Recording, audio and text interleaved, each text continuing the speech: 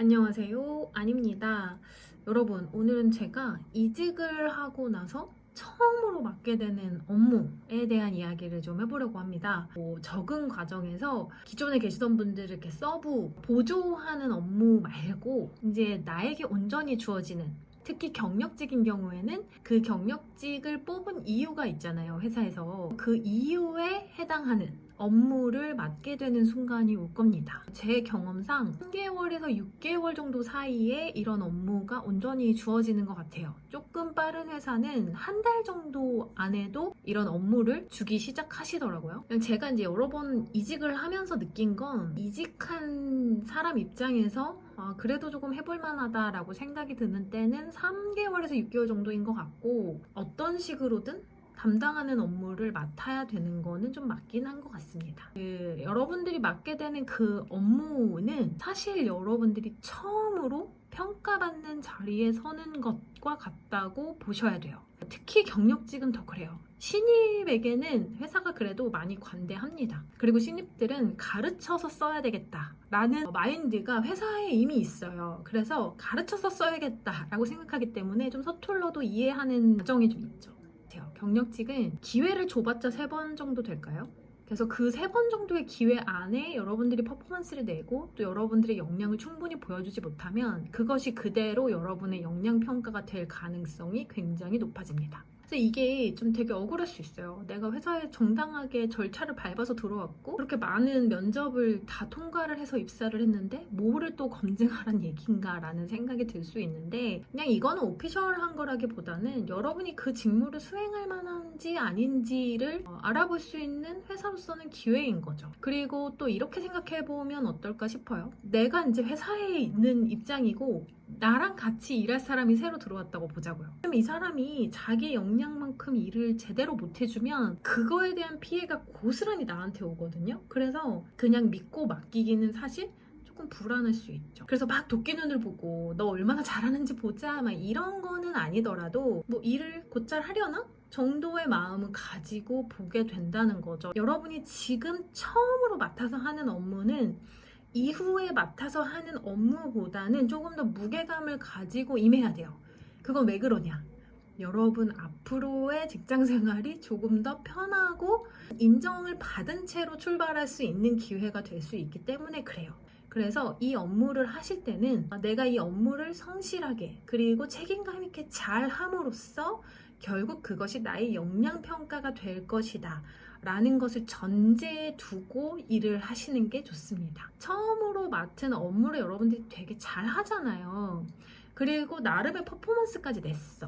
그러면 여러분 주위로 사람이 몰려들고요. 앞으로 회사 생활이 훨씬 편해집니다. 그래서 저의 경우에는 일단 사람들이랑 관계를 좀 잘 해놓는 거에 많이 집중을 했어요. 되도록 부딪히는 일을 만들지 않았는데, 여기서 중요한 건 내가 모든 사람과 유하고 또 잘 관계를 만들어 가지만 일을 할 때는 되게 프로답다라는 느낌을 주는 게 중요합니다. 그러니까 그냥 넘어가거나 뭐 대충대충 한다라는 느낌을 주기보다는 저분이 되게 태도도 좋고 사람들에게 친절한데 일에 있어서는 조금 냉정한 면도 있고 일을 굉장히 똑부러지게 잘하네, 이런 느낌을 주는 게 중요해요. 그래서 회사에서는 사실 일 잘하는 게 좋은 사람이고 일 잘하는 게 착한 사람입니다. 그리고 사실은 관계를 잘 맺어놔야 되는 이유도 결국엔 내가 일을 잘하기 위해서예요. 그리고 실수는 줄이는 게 좋은데요, 실수를 했을 때의 태도 역시 중요해요. 그거에 대해서 그냥 정직하게 얘기하고, 제일 중요한 거는 수습을 어떻게 할 것인지 대안을 좀 가지고 가면 대부분의 상사들은 넘어갑니다. 근데 제가 이렇게 해서 이렇게 이런 일이 일어났어요 까지만 하면 상사 입장에서는 그럼 뭐 어쩌라는 거지? 얘 사고 치고 나한테 와서 뭐 어떻게 하라는 거지? 라고 생각할 수가 있어요. 경력직의 경우입니다. 여러분 저연차는 자기가 임의로 판단해서 사고를 수습하시면 안 돼요. 저연차는 무조건 어떻게 해야만 되는지 여쭤봐야 되는 게 맞고요. 좀 연차가 높으신 분들. 그리고 이런 식으로 이제 풀직을 운영하거나 이런 경우에는 대안을 가지고 가는 걸 대부분의 상사가 좋아해요. 그리고 자꾸 손이 많이 가는 직원이 되시면 안 돼요. 여러분이 고연차라는 거는 이제 여러분이 이제 조금 있으면 관리자로 이렇게 넘어가는 단계에 있다는 거거든요. 근데 여러분이 관리자가 되려면 어떤 사고, 실수, 문제들을 스스로 해결할 수 있는지가 되게 중요해져요. 그게 여러분의 역량이기도 하거든요. 그래서 그렇게 뭔가 문제가 생겼을 때 내가 상부에 보고를 한다 라고 한다면 반드시 대안을 가지고 가고, 내가 이렇게 대안을 가지고 갔지만, 해결책을 가지고 갔지만 상부에서 그거보단 이게 나아 이런 식으로 해서 정리해 라고 주실 수 있겠죠. 그러면은 그렇게 하시면 돼요. 그래서 이때 인간관계도 잘 맺어 놓으시고, 그리고 내가 여태까지 쌓아왔던 나의 노하우와 나의 역량도 이 회사에서 마음껏 펼치리라 생각하시고, 내가 보여주겠다 니들에게, 일자랄은 어떻게 일하는지 보여주겠다, 이런 느낌으로 좀 하시면 좋을 것 같아요.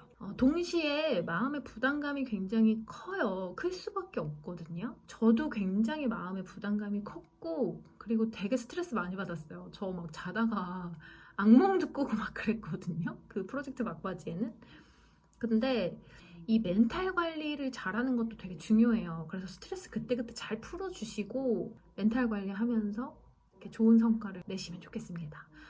이직하고 나서 자리 잡기까지 저는 지금 한 1년 걸린 것 같아요. 근데 아무도 몰라요. 제가 1년 동안에는 나 자리도 못 잡은 것 같고 아직 이 회사 내 회사 같지도 않고 막 이렇게 생각하면서 다닌지 사람들은 모르죠.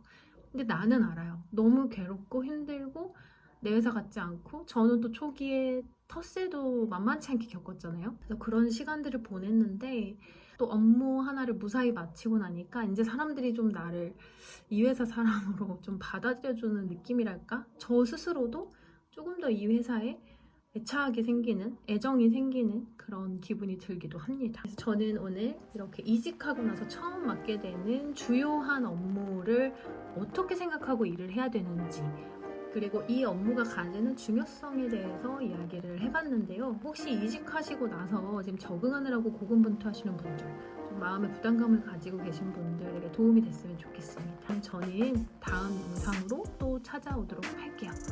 안녕!